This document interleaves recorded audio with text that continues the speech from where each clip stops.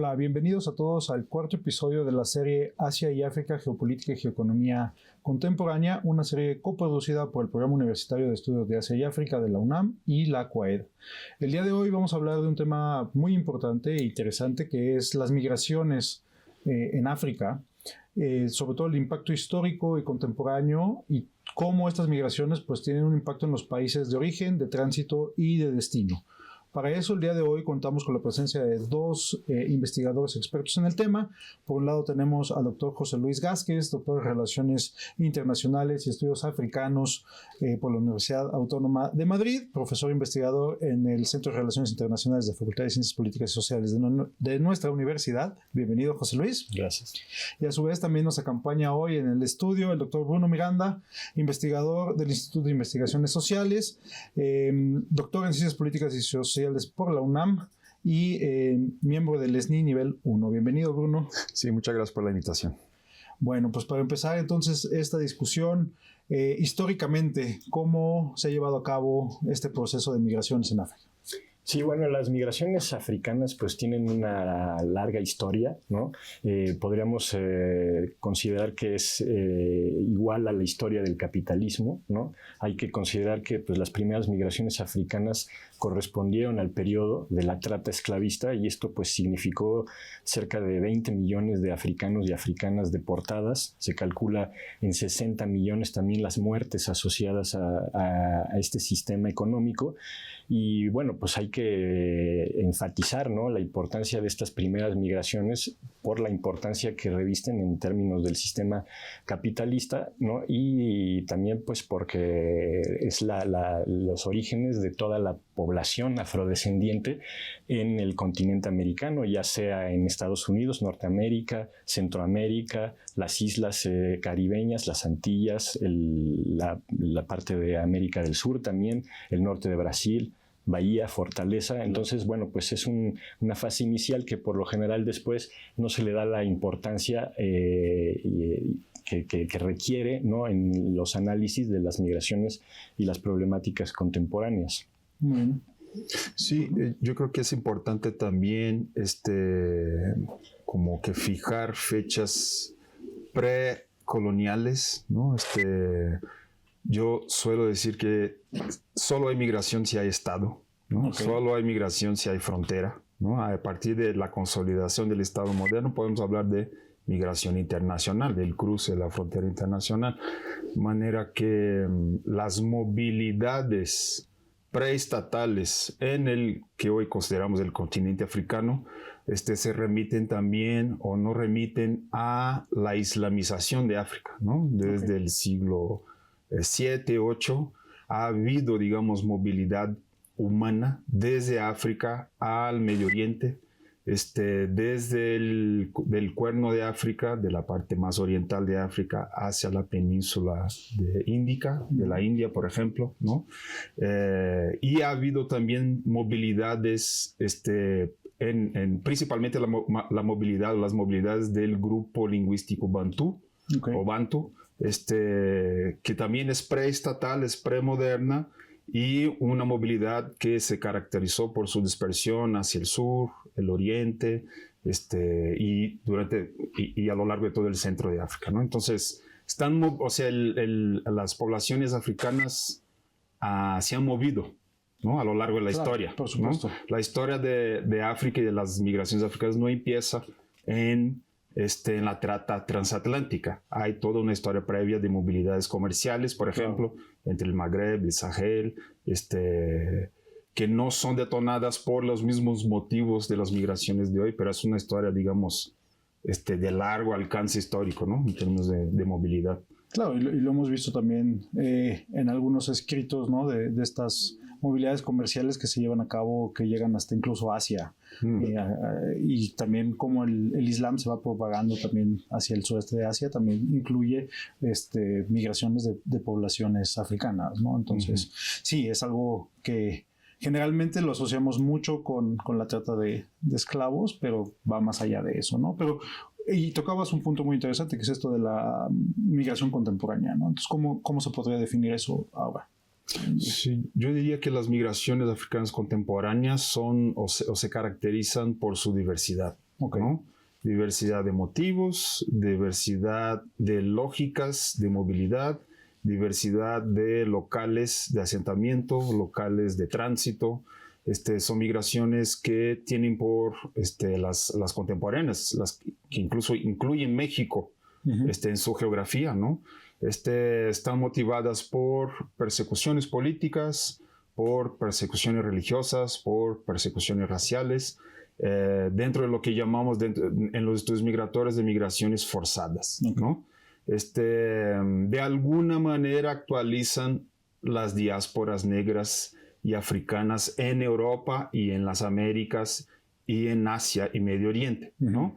Pero es importante, yo creo que en términos, luego soy muy clavado en términos teóricos y de categorías, que la trata transatlántica no configura una migración como estamos acostumbrados a leerlas, ¿no? Claro. La trata no es migración, es una migración forzada, ¿no? Resultado de secuestros, de raptos, de capturas y del traslado forzoso para trabajar como en condición de esclavitud, ¿no? Las migraciones hoy, aunque haya migraciones forzadas, no hay trata, no siempre se configura trata, ¿no? Porque no siempre esos migrantes que llegan son sometidos a trabajos esclavos o trabajos forzados, ¿verdad? Entrarían dentro de la idea del trabajador asalariado libre o del trabajador informal. En todo caso, un trabajador dentro de un mercado de trabajo propiamente capitalista, ¿no? Estas son unas, pero dentro de África, las movilidades y las migraciones internas y entre países africanos son bastante voluminosas también, ¿no? Casi un 80% de los africanos, cuando emigra hacia otro país africano, okay, ¿no? Entonces las migraciones internas son muy voluminosas. Y están los desplazados forzados internos, ¿no? También. Que en la literatura conocemos como los DFI, los desplazados forzados internos, en regiones en países como el Congo. El Congo tiene más de 6 millones de personas desplazadas forzadas internas, ¿no? Okay. El Sudán del Sur también tiene otras 2 millones de personas desplazadas forzadas internas. Entonces yo diría que las migraciones en general, en clave ampliada, ¿no? son marcadas por su diversidad en general. Okay. Sí, yo añadiría, ¿no? Aparte de esta cuestión de la diversidad, añadiría que tiene una dimensión de resistencia, ¿no? La tuvieron en estos siglos de la trata.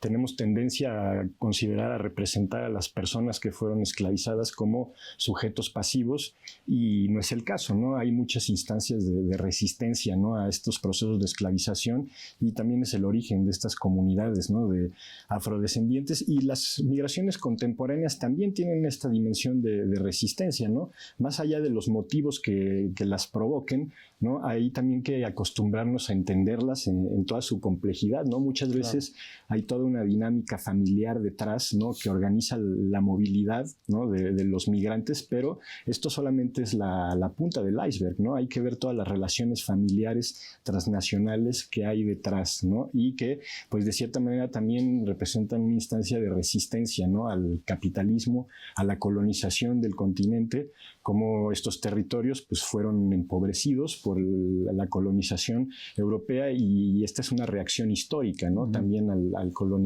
El hecho que estos flujos ahora, en primer lugar, se dirigían a las antiguas metrópolis, pero actualmente ya se han diversificado, pues también es una respuesta, una resistencia, ¿no? a estos procesos de imposición del capitalismo y del Estado. Perfecto. Bueno, pues muchísimas gracias por esta introducción al tema del día de hoy. Vamos a pasar ahora a un sondeo a la comunidad universitaria para ver qué es lo que opinan de este tema, y regresamos.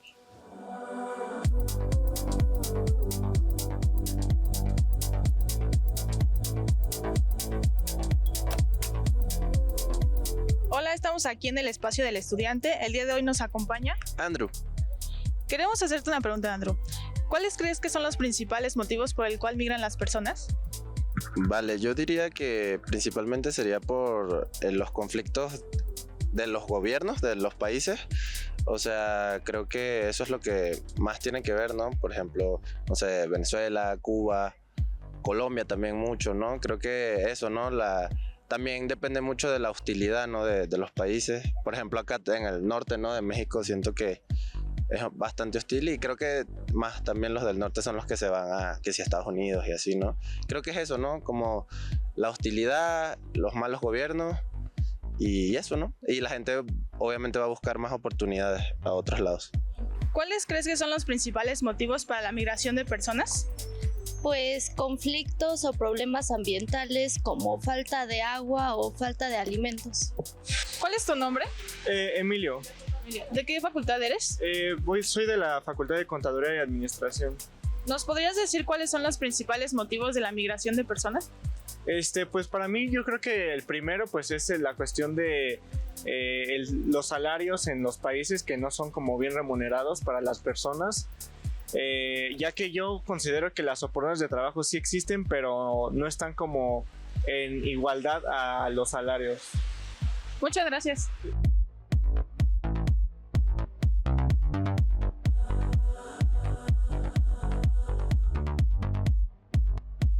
En el bloque anterior discutíamos los orígenes históricos de las migraciones en África, y ahora vamos a pasar sobre todo para analizar el impacto que tienen estos flujos migratorios en los países de origen, ¿no? Entonces, ¿cuáles son sus perspectivas en ese aspecto? Sí, bueno, pues yo considero, nuevamente remontándome varios siglos en la historia, que las consecuencias para los países o los territorios expulsores pues son muchas y serias, ¿no?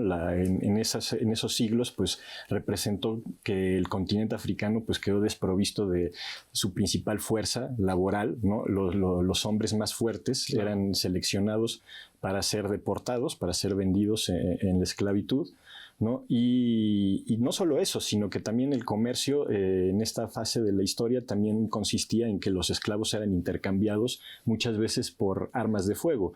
Entonces no solamente se quedó el continente africano sin su fuerza productiva, sino que se introdujo una tecnología destructiva importante que no existía previamente en términos de la escala, ¿no? Y actualmente pues yo considero que también la migración contemporánea de africanas y de africanos altamente calificados pues también tiene un efecto bastante severo, ¿no? En los países expulsores, ¿no? Ya son países que requieren de estos recursos humanos de manera crítica, y lamentablemente pues los profesionales pues se ven más atraídos por intentar insertarse en el mercado laboral de Europa o de Estados Unidos, donde pueden desarrollarse de mejor manera, ¿no? Profesionalmente. Entonces yo considero que hasta la fecha pues esta fuga de cerebros, de talentos, ¿no? Este drenaje de recursos humanos pues afecta de manera crucial, ¿no? Al continente africano y a sus sociedades contemporáneas.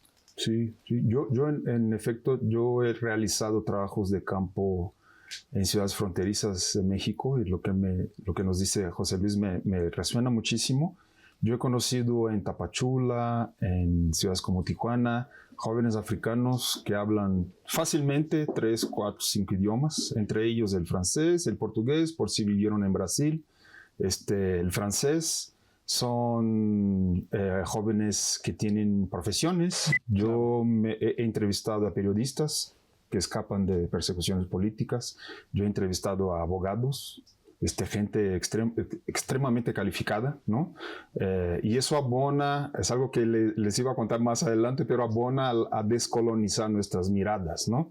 A desasociar las personas migrantes africanas con la pobreza, la miseria y el sufrimiento, ¿no? Es parte de la descolonización de las miradas, ¿no?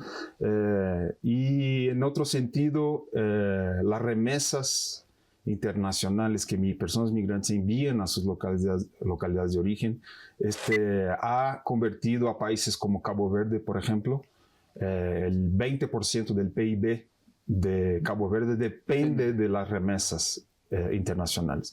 Entonces los ha convertido en países estructuralmente dependientes, ¿no? Algo que no nos parece muy lejano, pero no lo es. No lo es. En la realidad, ¿no? De México claramente no lo es. Claramente no lo es.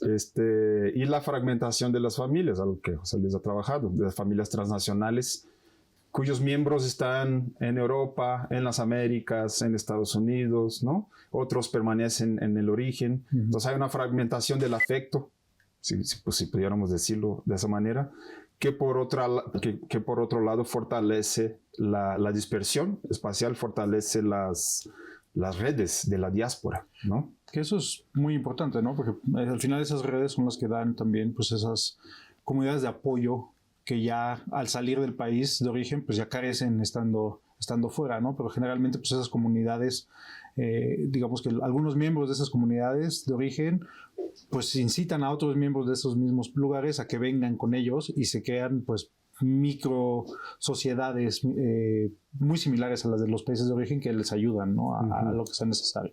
Y eso nos lleva a esto, ¿no? ¿Cuál es el país, bueno, el impacto más bien en los países receptores o de tránsito que tienen estas migraciones? Sí, ahí yo creo que sí podríamos incluir a México, ¿no? México ha sido en la última década, en especial, un país de tránsito de personas africanas. Para México, bueno, solemos pensar la migración de tránsito como esa migración que está de paso, ¿no? Pero debido a las restricciones y al control fronterizo desde Estados Unidos, México se ha convertido en país de espera, ¿no? Es decir, un país cuyas ciudades sirven de instalación temporal a personas del continente africano, ¿no? De varias de las regiones, de varios países, yo en mi trabajo de campo he podido tener como interlocutores jóvenes de Somalia, del Congo, de Angola, de Benín, del Togo, de Nigeria, etc., ¿no? Y eso para México ha implicado la inclusión de las ciudades fronterizas como Tapachula, por ejemplo, como Tijuana, como Reynosa, de la que se habla menos, en el radar del humanitarismo global, es decir, en el radar de las agencias humanitarias a escala global, ¿no? Entonces vemos cómo se han proliferado las oficinas de ACNUR, del Alto Comisionado de las Naciones Unidas para los Refugiados, ¿no? El brazo de la ONU que se encarga de personas refugiadas, ¿no? Que antes no había, o no había tantas oficinas esparcidas por todo México, ¿no? La proliferación de ONGs, entonces en Tapachula hay ONGs de Bélgica, de Canadá, de Estados Unidos, y eso, digamos, ha cambiado, ha transformado esos espacios, ¿no? Eso por una parte. Por otra parte, pues toda digamos, la vinculación de esos migrantes mientras transitan y se instalan con actores no estatales, ¿no? Con actores del capital criminal, ¿no? Actores del narcotráfico, que también ayudan a que la industria clandestina de la migración tenga fuentes de ingreso otras, ¿no? Entonces es muy común que en las fronteras mexicanas personas africanas sean identificadas fácilmente por su perfil racial, por su perfil lingüístico y sean extorsionadas, ¿no? Entonces acaban pagando más por el taxi para movilidades urbanas locales, acaban pagando más al pollero, al hotelero, al comerciante local, ¿no? En esas micro extorsiones del día a día. Por supuesto, ¿no? Y además, digo, cambia mucho, ¿no? Lo que mencionan ustedes.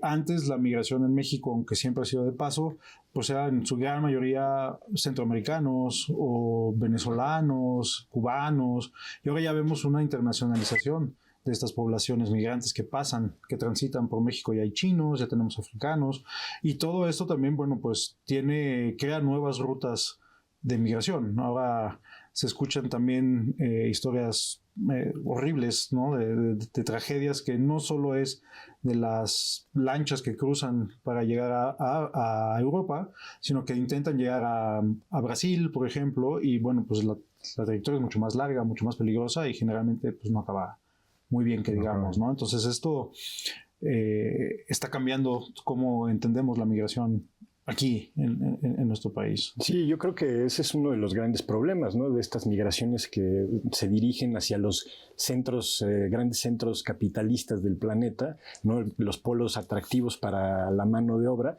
también son los encargados de difundir las ideas más falsas, ¿no? sobre la migración, también en consonancia, ¿no? Con este auge de la extrema derecha, esta ideología que se posiciona contra la migración y que son los responsables de muchas veces de comunicar información falsa, ¿no? sobre la migración, como el hecho de que los migrantes no contribuyen económicamente al país de destino, cuestión que ha sido demostrada como falsa, ¿no? Y en general los mitos, ¿no? de la migración, la invasión de migrantes, que también miedo, ¿no? Estadísticamente no tiene ningún sustento, ¿no? Pero yo creo que sí tiene un efecto muy importante a la hora de nublar nuestra comprensión real de lo que significan estos flujos, ¿no? Esta movilidad humana. Por supuesto. Bueno, pues muchas gracias por este segundo bloque sobre migración. Ahora quisiera invitar a los televidentes a que se pongan en contacto con nosotros en nuestras redes sociales que van a aparecer en la pantalla y para poder seguir esta discusión en los diferentes canales que tenemos a su disposición.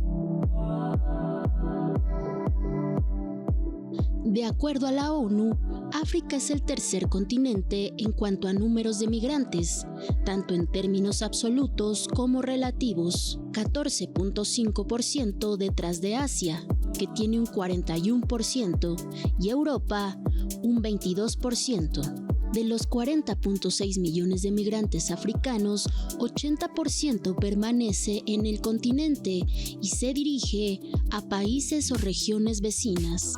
En África se encuentra el 48% de la población desplazada internamente a nivel global. En 2022, 9 millones de personas fueron desplazadas internamente en África debido a conflictos y 7.4 millones debido al impacto del cambio climático y el calentamiento global.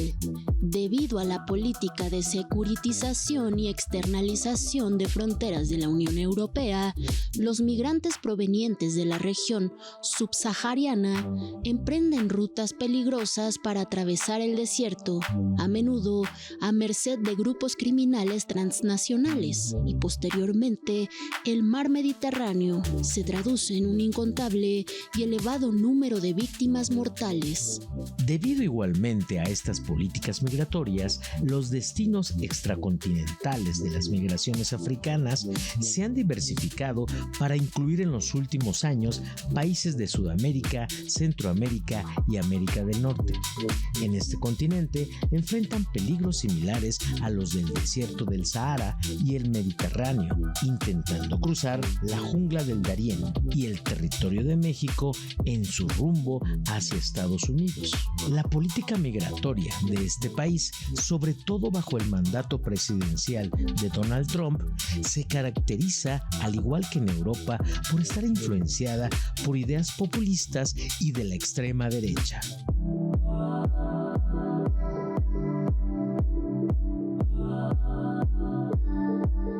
Muchas gracias por seguir con nosotros en este programa sobre migraciones africanas.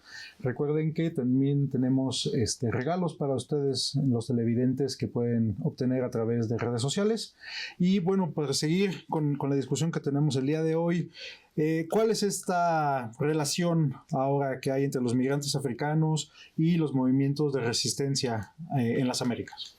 Bueno, pues yo creo que el punto de encuentro entre la población afrodescendiente y los migrantes, digamos, contemporáneos, es que ambos luchan por un reconocimiento, ¿no? Finalmente, no hace muchos años, por primera vez en México se reconoció la población afrodescendiente constitucionalmente.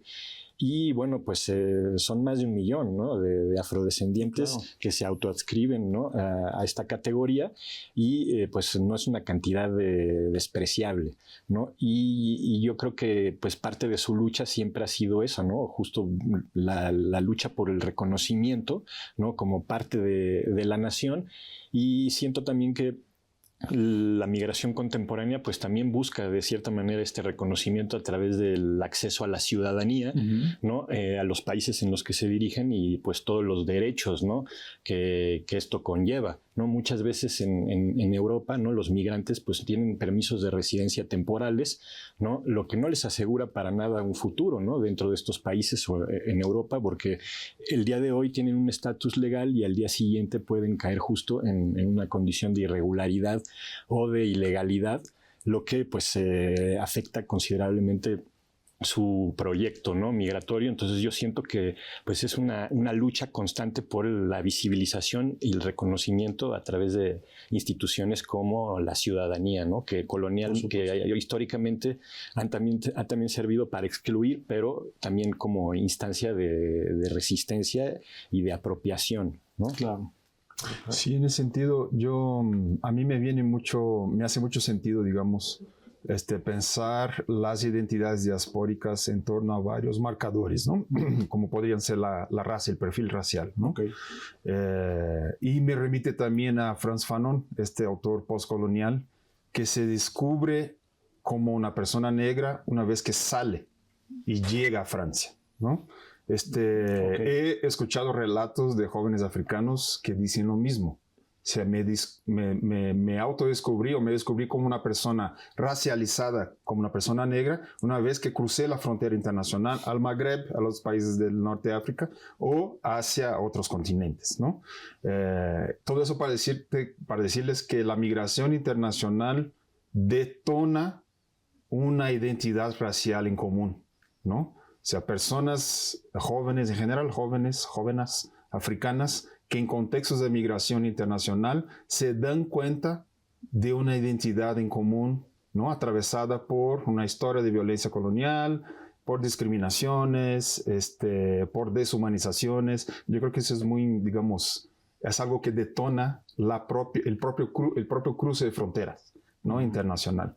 Y en términos de alianzas y de solidaridades, ¿no? Yo puedo ver cómo activistas afromexicanos han denunciado sistemáticamente las violencias cometidas en caravanas migrantes. Luego solemos pensar que las caravanas son centroamericanas, claro, pero ha habido personas africanas en las caravanas desde el inicio, ¿no? Violencias cometidas en confinamiento. En México, personas migrantes sin papeles son confinadas en las llamadas estaciones migratorias, ¿no? Y ahí estos activistas afromexicanos han denunciado el hecho de que personas africanas comen por último. Okay. Personas africanas se bañan y se higienizan por último, ¿no? Son denominadas despectivamente por los agentes migratorios como negritos, despectivamente, ¿no? Y eso es parte de las solidaridades que hay entre la afromexicanidad, ¿no? Y migrantes afrodescendientes y africanos, ¿no?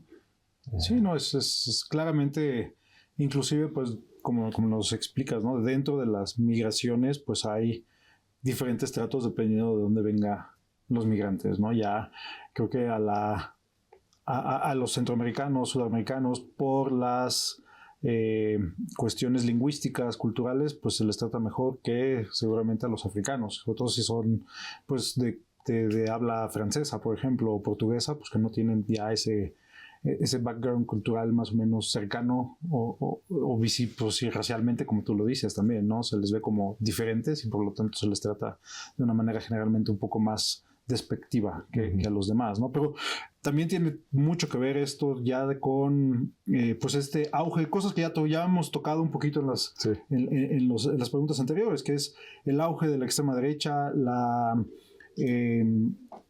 ¿cómo decir? Pues ese cerrar de las fronteras y cómo la represión a la migración, no solo en Europa, sino también en Estados Unidos y básicamente de manera global en muchos países, pues ha llevado a impactar también las rutas migratorias, ¿no? Y estas migraciones africanas. Entonces, ¿qué impacto ha tenido este tipo de políticas hoy en día? Claro, el impacto es directo, ¿no?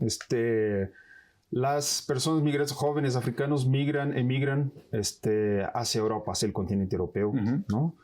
Emigran hacia las Américas utilizando a veces países sudamericanos como países trampolín, ¿no? En Europa el canal de conexión es el Mediterráneo, ¿no? Y en este continente desde 1990 y a lo largo de la primera década del siglo XXI, el sistema de asilo europeo ha sido renovado o reformulado, ¿no? El asilo es una de las medidas de protección internacional que puede llegar a acoger personas con necesidades de protección internacional, personas perseguidas políticamente, racialmente, personas que pueden fundamentar un temor, ¿no? En la entrevista con el oficial de asilo se les pregunta, ¿por qué necesitas protección internacional? ¿Por qué requieres de asilo? ¿No? Y ahí entra la narrativa, digamos, ¿no? Del por qué. Bueno, el sistema de asilo europeo ha sido reformulado. Eso significa que personas africanas que no tienen una visa para agarrar un vuelo y llegar a una capital europea, y que por eso tienen que cruzar varios países africanos, el desierto de Sahara, hasta llegar a ciudades mediterráneas como Ceuta y Melilla, como Lampedusa, la isla de Lampedusa, muy mundialmente sonada, ¿no? Claro. En Italia, tengan que solicitar asilo en el primer país de llegada. Entonces, si un migrante de Ghana, ¿no? Le interesa solicitar asilo en Inglaterra, no lo va a poder. Claro. Una persona ya no puede elegir su destino o dónde quiere solicitar asilo, ¿no? Entonces, tendrá que solicitar asilo en el primer país de llegada. Si estás cruzando el mar Mediterráneo, pues esos países serán Grecia, Italia o España, ¿no? Esa es la primera forma de externalizar las fronteras hacia el sur de Europa. Por supuesto. ¿No?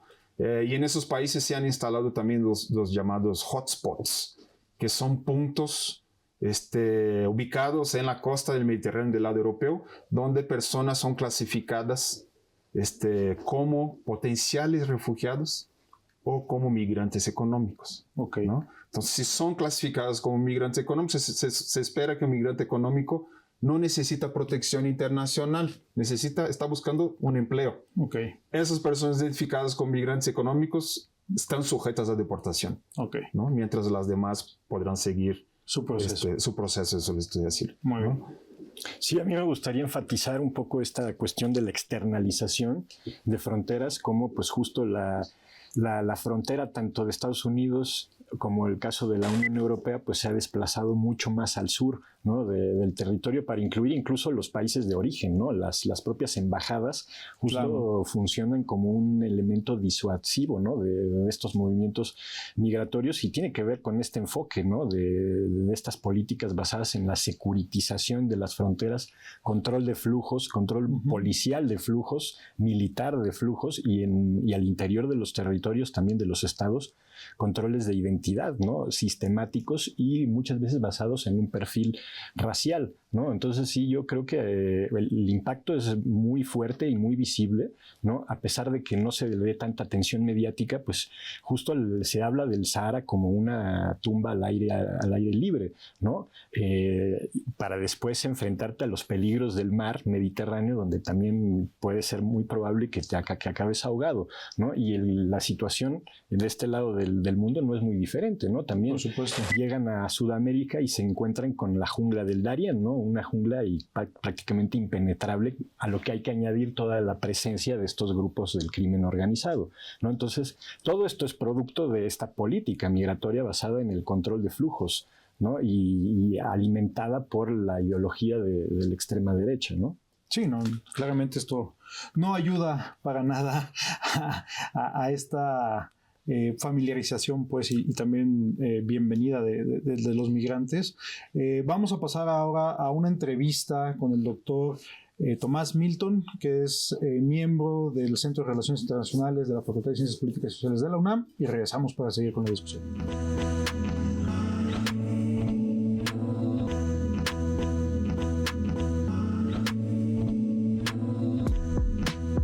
Las narrativas son elementos que nos permiten visualizar y percibir diferentes realidades.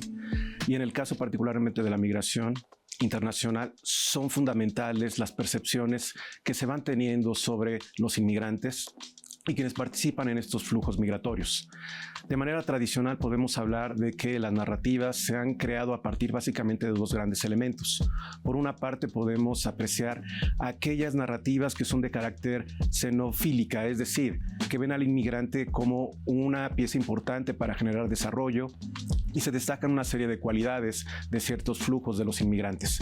Por otra parte están las xenofóbicas, que como su nombre lo indica, se refiere al temor que existe sobre los inmigrantes. Un temor basado regularmente en hechos falsos, en desconocimiento y que por desgracia también ha sido potencializado sobre todo por políticos en diferentes partes del mundo para estigmatizar, para castigar, para criminalizar a los migrantes. Particularmente en el caso de la migración africana, es importante utilizar hechos para desmitificar precisamente narrativas que han sido negativas en contra de esta migración africana. Por ejemplo, pocos destacan en Europa que la gran mayoría de la inmigración de africanos se da precisamente dentro del continente africano. Esto es importante señalarlo, más de la mitad de la inmigración total de africanos se realiza precisamente en otros países africanos. Sí hay otros lugares de destino, por ejemplo, Europa y sí también Estados Unidos, y también tendríamos que señalar que poco a poco también en México se ha incrementado el flujo de inmigrantes provenientes de África. ¿Y por qué es importante, reitero, hablar de las narrativas? Porque a partir de las narrativas vamos a generar estas percepciones, y si conocemos más las causas que están llevando a emigrar a miles de personas, particularmente de África, y que tienen que ver no solamente con elementos económicos, sino también de cambio sobre el medio ambiente y sus repercusiones, incluso también conflictos, nos permiten entonces entender de mejor manera cómo atenderlos. Y en ese sentido también es importante señalar que, por desgracia, el generar odio, el generar temor hacia las otredades, hacia los inmigrantes, ha resultado una herramienta muy valiosa para políticos sin escrúpulos que desde su púlpito básicamente buscan a un enemigo común, y ese enemigo común regularmente es el más vulnerable, el que no tiene derechos porque es considerado indocumentado. No existen seres humanos ilegales. Los migrantes que de alguna manera ingresan a otro país sin permiso son no autorizados o son irregulares, pero siguen siendo seres humanos y tienen derechos. Y por eso es importante ver que en ciertos medios de comunicación, en plataformas incluso digitales, se está utilizando cada vez más un discurso de odio en contra de los inmigrantes, particularmente africanos, en países como Italia, para ser muy específicos, en Alemania e incluso, por desgracia, también en otras partes del mundo. Es más, dentro de Sudáfrica existe un movimiento que se llama Dudula, y básicamente es un movimiento político que enarbolan como gran objetivo el menospreciar a todos los extranjeros que provienen de otros países africanos. El odio se puede diseminar de manera muy sencilla, sobre todo a través de la desinformación, a través del desconocimiento de los otros. Y por eso es importante tener políticas basadas sí en elementos y en hechos reales, y que se generen narrativas que permitan generar incorporaciones, porque la migración básicamente forma parte de la historia de la humanidad, y al formar parte de la historia de la humanidad continuará. Y si nos entendemos, es mucho más fácil generar procesos de integración que no sean discriminatorios. Finalmente, he de señalar que hay elementos también muy importantes hoy en día a través de nuevos medios, entre ellos los propios memes, entre ellas las cápsulas que podemos apreciar en plataformas como Spotify, como YouTube, en las cuales se puede mostrar realidades siempre y cuando se tengan los datos y los elementos suficientes para abordar temas como la migración africana. Pero también, por desgracia, son herramientas que han sido utilizadas para difundir el desconocimiento y el odio hacia las otredades. La migración africana sigue siendo importante hoy en día y va a aumentar en los siguientes años, sin duda alguna, si no se atienden las causas que las están provocando. Así es que es mejor en ese sentido entender qué está pasando para tener, insisto, mejores políticas, pero al mismo tiempo narrativas que nos permitan entendernos.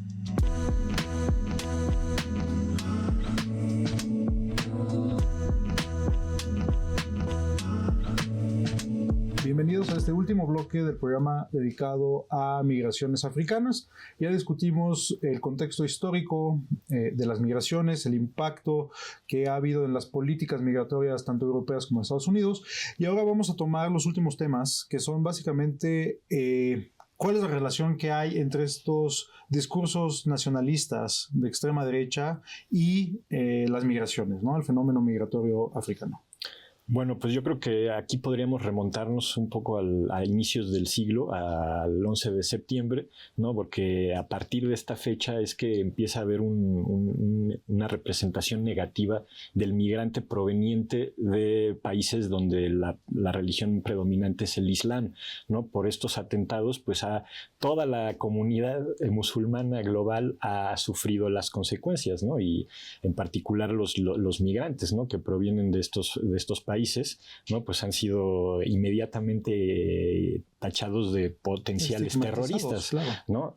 Y no nada más los musulmanes, ¿no? También hay que tomar en cuenta que pues el africano subsahariano también ha sido víctima de representaciones raciales y muy estigmatizantes sobre lo que es su cultura, ¿no? Y también ha sido un elemento oficialmente, digamos, no deseado dentro de las sociedades desarrolladas, pero que al mismo tiempo, tal como funciona la estructura económica, capitalista, requieren también, ¿no? de estos migrantes, pero al mismo tiempo se alimenta, como lo hemos estado mencionando, un discurso que no los quiere, ¿no? Por parte de las sociedades de acogida, ¿no? Por supuesto.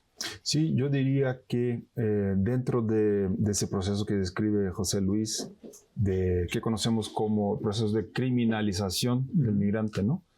A partir de 2001, y ahorita a cada nuevo gobierno de extrema derecha hay un fortalecimiento, digamos, una legitimación y un fortalecimiento de ese discurso, que mete en la misma bolsa narcotraficantes, terroristas, coyotes y personas migrantes, ¿no?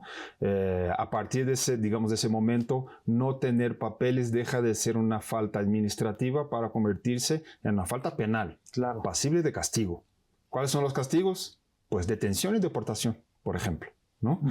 Entonces, yo siento que desde esas ideologías de extrema derecha, neofascistas, migrantes, migrantes islámicos o migrantes racializados como personas negras, ¿no? Ahí está la marca religiosa y la marca racial que se confunden, ¿no? Y se articulan.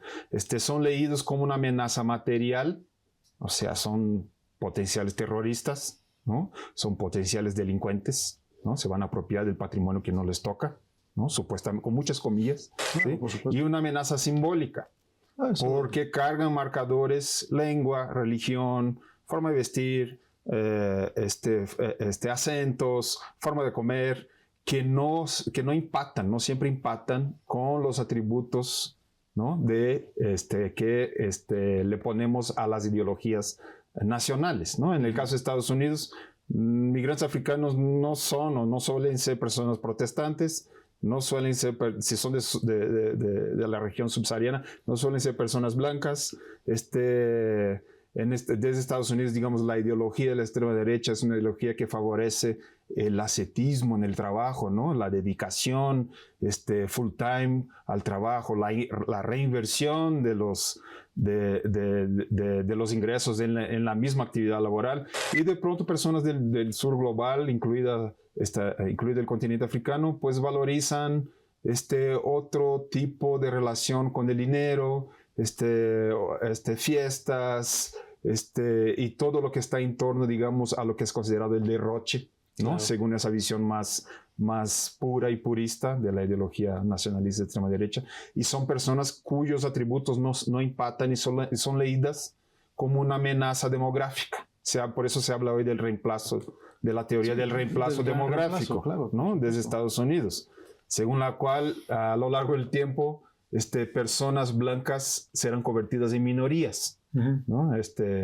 Parte del miedo y de la inseguridad que les genera la otredad, ¿no? La diferencia cultural. Sí, eso lo vemos mucho también en Europa, ¿no? Esta teoría del gran reemplazo ha cobrado muchísima fuerza en países como España, como Francia, como Alemania, y es a través, alrededor de ese discurso que están estructurando ya todas las campañas políticas antimigratorias, y pues desgraciadamente se ve que también está teniendo un impacto porque cada vez más candidatos de extrema derecha están accediendo a puestos de poder, y pues seguirá teniendo eso un impacto grande dentro de estas poblaciones y de la migración africana y la migración en general, no solo la africana, ¿no? Pero ahora, ¿cuál es, para terminar, la manera en la que estudian de manera teórica, cómo se estudian estas migraciones, ¿no? Sí, bueno, pues yo creo que el gran cambio se da cuando empezamos a concebir las migraciones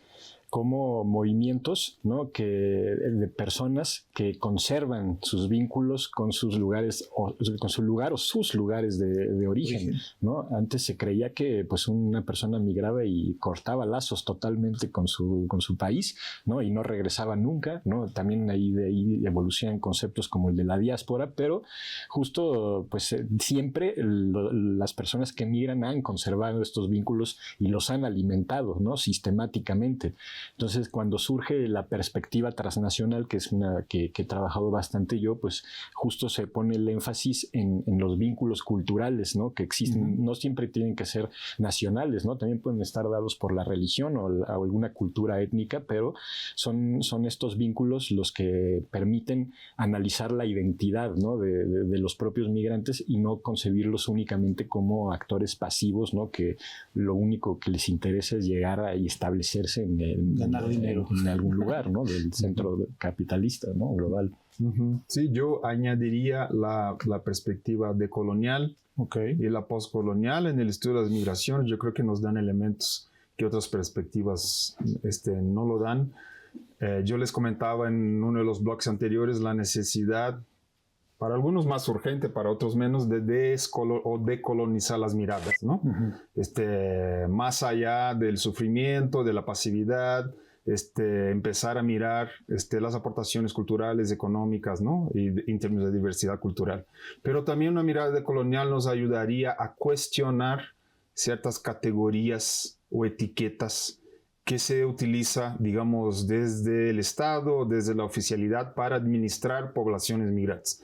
Una de ellas que tiene que ver con migrantes africanos es, desde los reportes, digamos, de Secretaría de Gobernación, se les conoce a los migrantes africanos con la etiqueta de la extracontinentalidad. Son migrantes extracontinentales o son migrantes extrarregionales.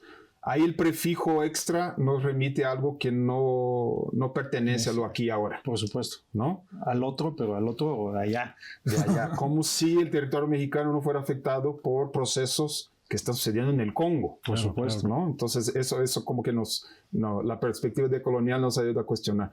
Y la misma figura del refugiado.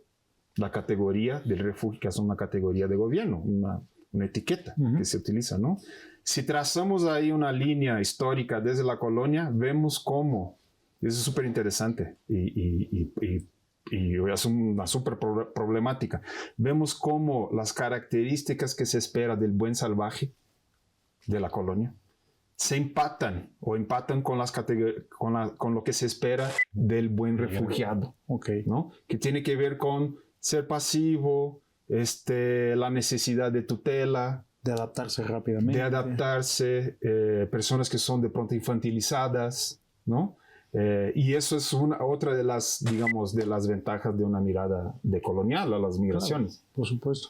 Y bueno, desgraciadamente se nos está acabando ya el tiempo para esta discusión. Entonces, ¿alguna conclusión o punto que quisieran remarcar antes de que terminemos en la discusión del día de hoy, Bruno? Pues sí, como yo siento que es importante justo profundizar en estas miradas, ¿no? de coloniales, en el vocabulario que utilizamos para analizar y los conceptos para describir la movilidad contemporánea y específicamente la de África, ¿no? Si tomamos en cuenta pues la historia de la humanidad, ¿no? Se supone que de ahí proviene el Homo sapiens, ¿no? Y pues de ahí se dispersó a todo el mundo, ¿no? Entonces, claro. estudiar África es de cierta forma estudiar la historia de las migraciones de la humanidad, ¿no? Y sí siento que es importante a nivel conceptual, ¿no? Estar siempre comprometidos en una revisión crítica, ¿no? de las herramientas teórico-metodológicas conceptuales que utilizamos para analizar el fenómeno. Muchísimas gracias. Sí, yo diría que una persona migrante nunca es solo una persona migrante, ¿no? Okay. Trae historia, trae la historia de su familia, la historia de su familia en su territorio, trae memoria, la memoria de su territorio, trae saberes, trae otra forma de conocer, además de que trae planes, proyectos, anhelos, ¿no? Un migrante transnacional trae la responsabilidad de incorporarse a la diáspora y enviar remesas internacionales a primos esparcidos por varios continentes, a padres, madres, hijos y hijas, ¿no? Que tomemos en cuenta qué es lo que estamos viendo cuando hablamos de la migración y de la persona migrante, ¿no? Para tratar de desarrollar, como decía José, otras miradas más acogedoras y más plenas, ¿no? Menos reduccionistas y esencialistas, ¿no? de la migración.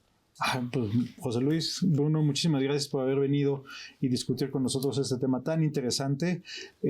A nuestro público los invitamos a seguir con la programación de Mirador Universitario y a estar con nosotros la próxima semana para el último capítulo de nuestra serie Asia y África, Geopolítica y Geoeconomía Contemporánea, donde vamos a discutir un tema que es el conflicto en el mar de China, donde también, bueno, contaremos con la presencia de los expertos sobre ese tema. Muchísimas gracias.